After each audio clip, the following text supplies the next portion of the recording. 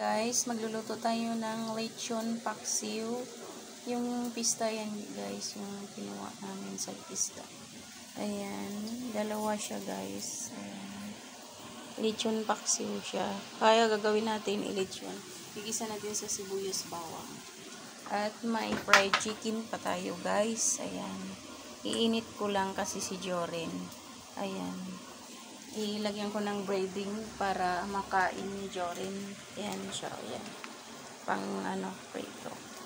At ito guys, may gulay tayo. Yung lashwang gulay. Yung halo-halo para lang may kunting gulay at sabaw tayo. Ayan, di ba? Simpleng ulam lang. Ganun lang guys. Magigisa tayo. Ayan na siya. Oh. Ayan. Good morning guys. Magluluto muna tayo. No, ayan na siya guys. Ayan. Ang ating lechon paksiw. Ayan. Ginisa ko lang siya sa, nilagyan ko lang na yung bawang. Ayan. Sibuyas. Wala po. Nandun po sa labas. Ayan. Good morning guys. Lagyan natin konting tuyo.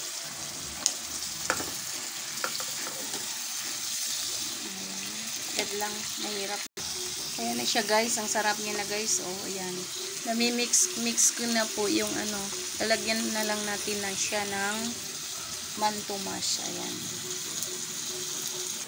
Ito siya guys. Mantumas po siya. Ayan. Maliit lang po na mantumas ang ating ilalagay.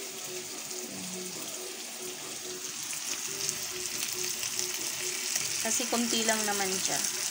Saka yung masyadong madami Ayan. Ayan po guys. At lalagyan natin. Ayan, nilagay ko na yung mantumas guys. Siyempre, nilagyan ko rin ng tubig to. Ayan, may tubig siya konti. Para maluto siya. Para hindi siya masyadong dry. Kasi papakuluan pa naman eh. So, matutuyo naman siya. So, nilagyan ko siya ng konting water. Ayan. So, i-check na natin siya, guys. Kung anong nangyari. Ano nang ganap. Ayan siya, guys. Yan. Kumukulo-kulo. Ayan ang ganap.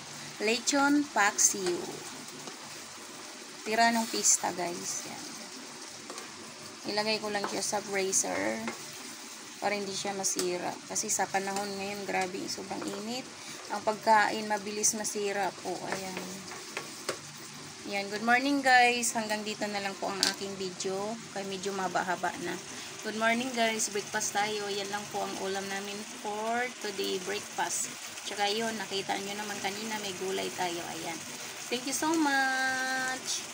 Bye. Kain na tayo.